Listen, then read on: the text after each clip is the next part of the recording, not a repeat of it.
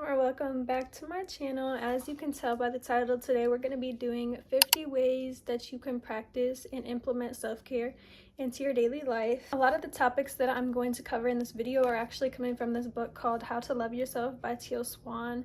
10 out of 10 recommend this read. It is such a good book, probably like one of my favorite top 3 books now. I figured this is a great video for me to do currently because literally my whole life consists of me doing self-care, self-love things just to give back to myself, become the best version of myself, the best woman I can be, the woman God created me to be. When starting your self-love journey, you need to ask yourself, what are some ways that I can show love to myself? Because we're constantly looking for love in other people when we can give ourselves the best love that there is, because we know ourselves, we know exactly what we want, we know exactly how we feel loved. So the first question you're going to want to start off by asking yourself if you're starting this self-love journey is, what would someone who loves themselves do right now? So if that's when you wake up in the morning, what would somebody do that loves themselves? For me personally, I love to do my morning skincare, get all fresh, all clean, and just get ready for my day, because when you look good, you do truly feel good. The next tip is going to be telling the truth, especially to yourself. You can't lie to yourself, say,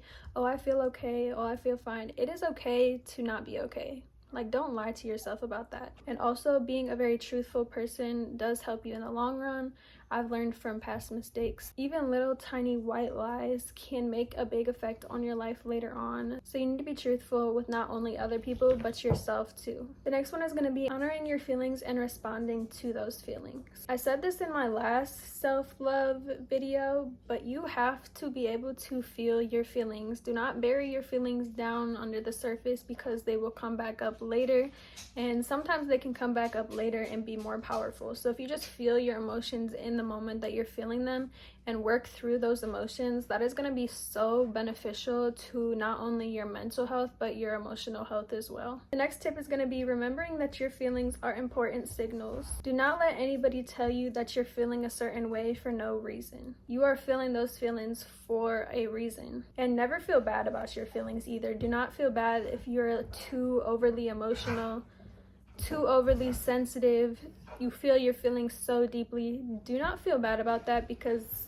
I'm that kind of person as well, and a lot of people in my life have told me that I'm too sensitive, or I feel too much emotions, or all of that, and that's literally not even a thing. Like, you can't be too emotional. Like, some people just feel their emotions very deeply and more than other people, and a lot of people just bury their emotions. So when they find somebody that openly feels their emotions, it could be overbearing for them. The next tip that I've been personally implementing in my life is making my happiness the #1 priority in my life, because I used to be a super people pleaser. When I tell you I was a super people pleaser, I did anything to make the other person happy, even if it was not making me happy.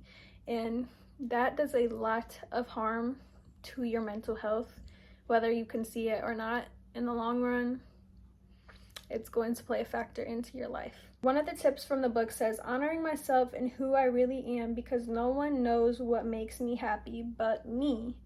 And that is so true, because you can tell somebody what makes you happy, but that doesn't mean they're gonna do it. You're your own person. You know exactly what's going to make you happy, what's going to make you feel good, what's going to make you feel sad, what's going to make you feel bad. So you know exactly the things to do to make yourself feel better about yourself and feel good about yourself. This next tip or trick is kind of like a manifestation. Recognizing that the universe is literally made of love. If you open yourself up to receive that love, it's like a flower opening up to the sun.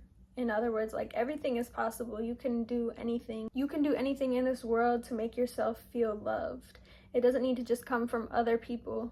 Like I just said, the whole world is made up of love. There is a lot of bad that goes on in this world, but us as humans, like, we literally were put here for other people. So our natural, like, nurturing, loving spirit always does come out at some point. This next one is really important. Focus on what you're grateful for, whether it be the smallest thing, like you woke up in the morning, or that you're able to eat, that you're able to drink water, that you're able to speak, that you're able to walk, or it be something so big like, oh, I just got my first apartment, I just got a new car, like those type of things. Be grateful for everything in life. Be grateful that your family is healthy and happy. Be grateful that you're doing okay financially.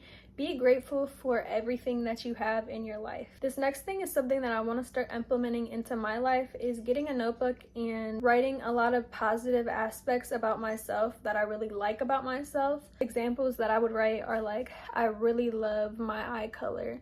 I really love my hair. I really love my earrings. I really love my tattoos. I really love my body. I really love my mind. I really love my aura. Stuff like that, and just write it down and tell it to yourself. So kind of like affirmations. Okay, the next one is also from this book that I really loved.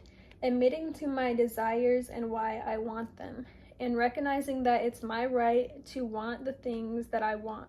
Letting myself go in the direction of my bliss, no matter how crazy or risky it seems.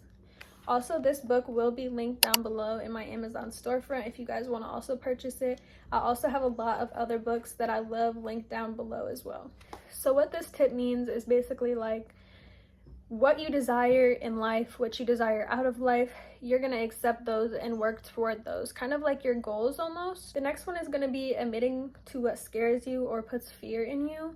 This one is also very important, even though it can be scary, because if you're writing down the things that stir up fear in you, or that stir up anger in you, or that stir up scareness, is that a word? Then you can start to work on those and overcome those fears. The next one is also like very important to me, reading books that make you feel good about yourself. Like I said, I'm gonna have so many books linked down below in my Amazon storefront for you guys, because I've read so many self-help, self-love books, because that's just the type of books that I love to read. Anything that can help myself or anything that can make me feel happy. I know there's a lot of books out there that have like feel-good stories, if that's the type of thing that you like to read. Personally, me, I like to read like a lot of self-help books. The next tip is going to be finding ways to make yourself feel safe in your environment. For this one, it's kind of like hard, because I know some people are stuck in environments where they don't feel safe. That was me a few months ago, and it is very hard to get like out of that like survival mode when you're in an unsafe environment. But once you're able to move somewhere, or not even to necessarily move somewhere, if you have like a safe place that you can go just like a few hours of your day and really just express all the things on your mind and just feel safe within yourself and your surroundings, that's very important, because like I said, if you're in an unsafe environment, you will begin to go into like a survival mode.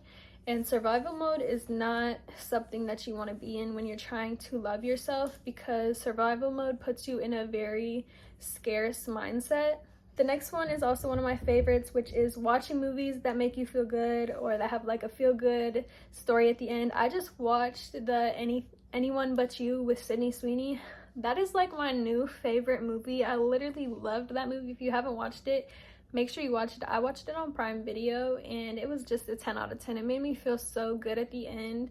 And like, you know those movies that you just like are smiling throughout the whole movie? Yeah, that was that type of movie. This next one is also something that I need to work on so much, because I just eat whatever I want, which isn't a bad thing, but eating foods that are in line with your highest self. So like just gaining a healthier habit of eating more whole foods, eating more nutrition foods like fruits, veggies, making good meals for yourself. I do make good meals for myself. It's just the snacking that I have a problem with. Like, I could eat so much junk food. It's ridiculous. This next one is also from the book, which I literally love this point so much, which is prioritizing your own health and happiness above anything else.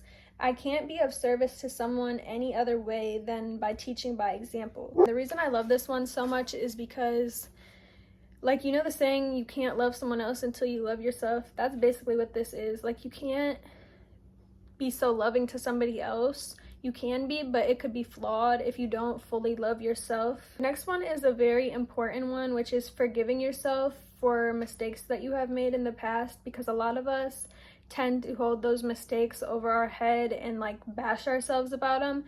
Everybody in this world has sins. Everybody in this world has made a mistake in their life.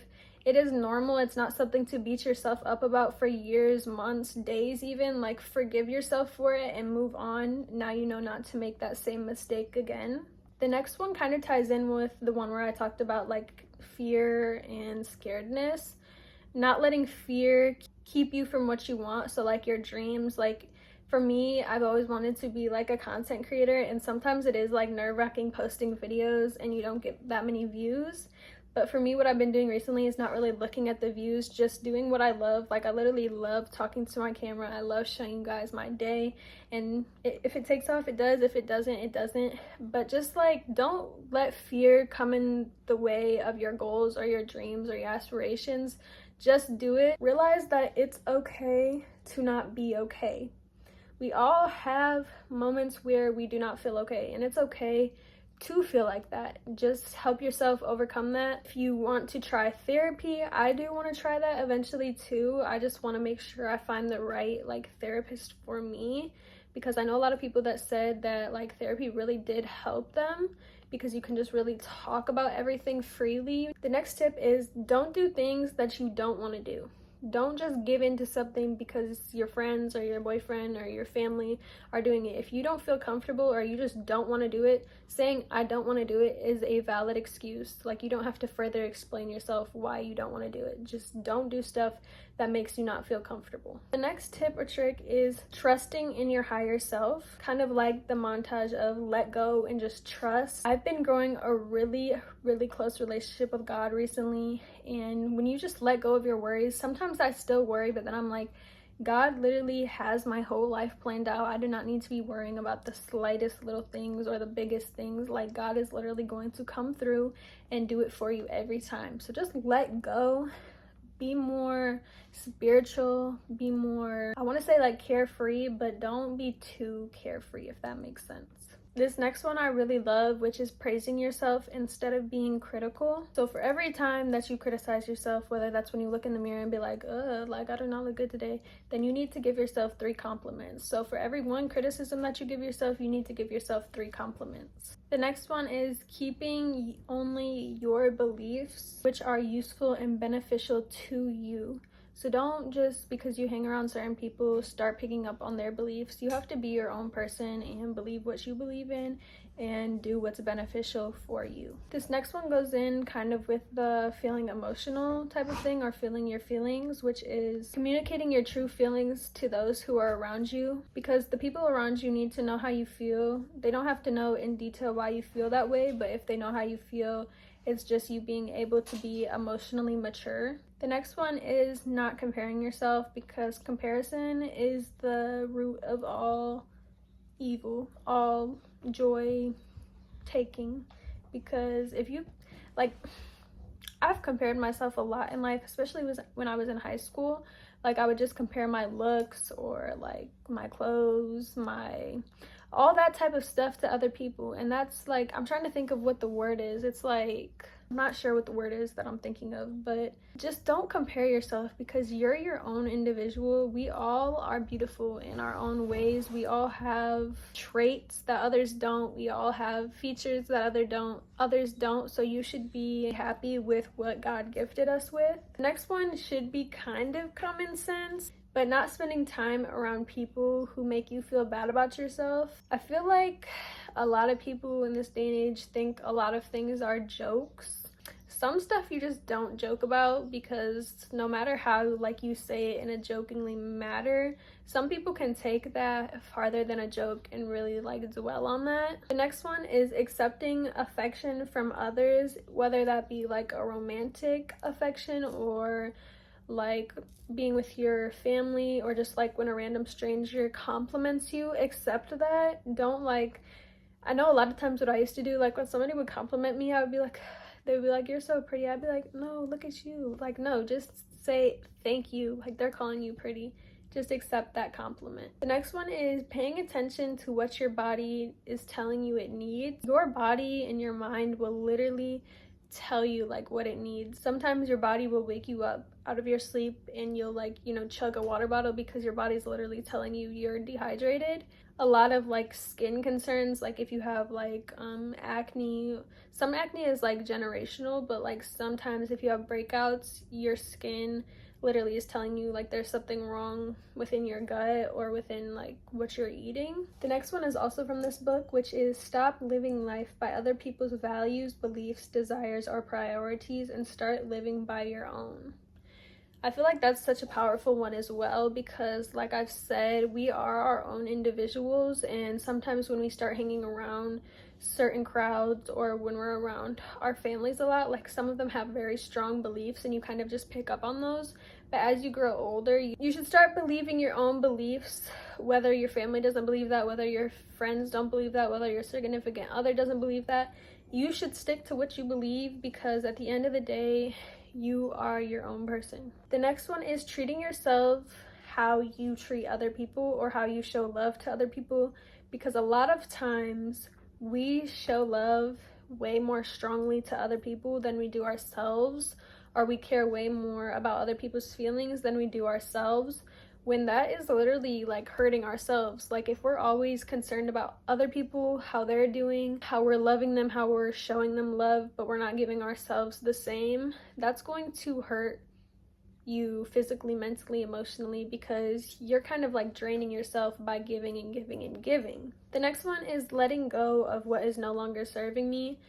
This can be kind of hard, whether that be a friendship, a relationship, a physical object, anything, something that just doesn't serve you anymore, whether that be a job, anything that is just not benefiting you. The next one is realizing that it's okay to accept help, ask for help, because at the end of the day, these people are here for us. They are offering the help, or if you just need to ask for help, the worst thing that somebody can do is say no. So I suggest just, if you really need help, just ask for it. I know that can be a lot harder said than done. The next one is also something that I wanted to start involving in my everyday life, which is meditating.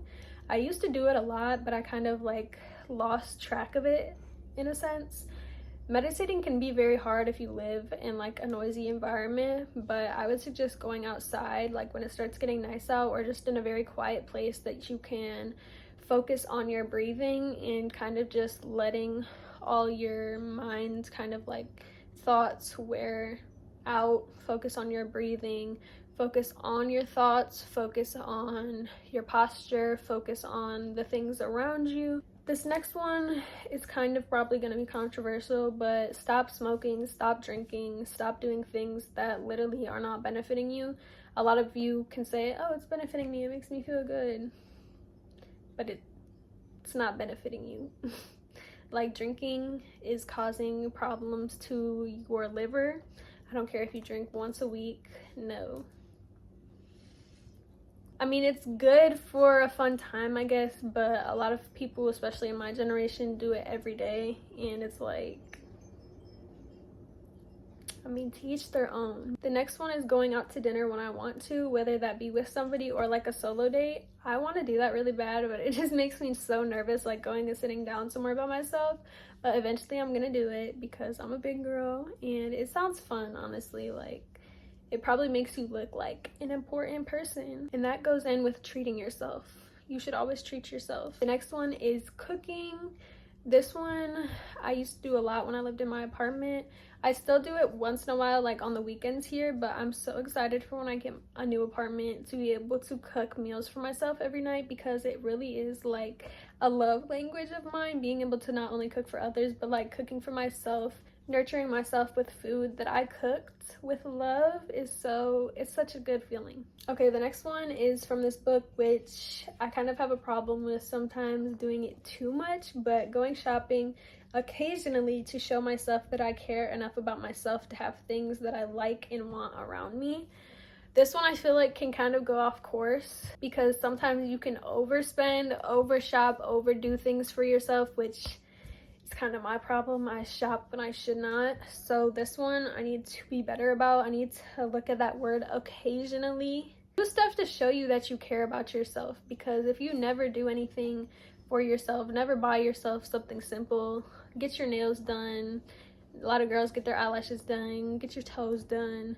Like, just do stuff to make you feel good. This next one is also something that I need to work on so badly. It's just been so hard recently, because I feel like every time I try to do it, something else comes up where I can't do it. Save money to make yourself feel secure. Sometimes it's hard, especially in this day and age. This economy is literally hard to live in. Like, people making $20 an hour are still struggling in life, which is literally beyond crazy. Just try to save little, as much as you can, day by day, cent by cent. Just whatever you can do, do it. The next one is expressing your creativity, whether that be painting, drawing, making collages, writing in your journal, reading, anything that can kind of just show like your creativity. Also like cooking, because you can make a lot of meals that are pretty creative. This next one is keeping a journal. I've been doing this recently and it actually is very helpful, because sometimes you don't want to talk about certain things, so just writing it down,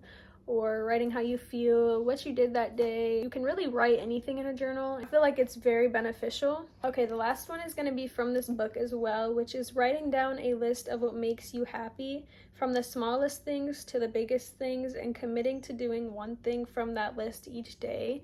I feel like that's such a good idea. Like, it could be the smallest thing, it could be the biggest thing, but you just do one single self-love, self-care thing from that list every day, and you can like check them off and then redo them once you do the whole list. So those are my tips and tricks for how to implement or practice self-love, self-care in your everyday routine. I hope this helped somebody, and I hope that you guys are also able to implement this into your daily routine, because this year, 2024, it started out kind of rough, but I feel like by the end of this year, like 6 months, you can literally make a huge transformation in your life. I would start implementing these into your life as soon as you can. But anyways, like I said, I'll have this link down below, because there are so many things in this book that I didn't mention in this video that are very, very helpful in how to love yourself. So I hope you guys enjoyed today's video. Make sure you give this video a like and a comment, and don't forget to subscribe. If you made it all the way to the end, comment a little flower emoji, and I will see you guys in my next video.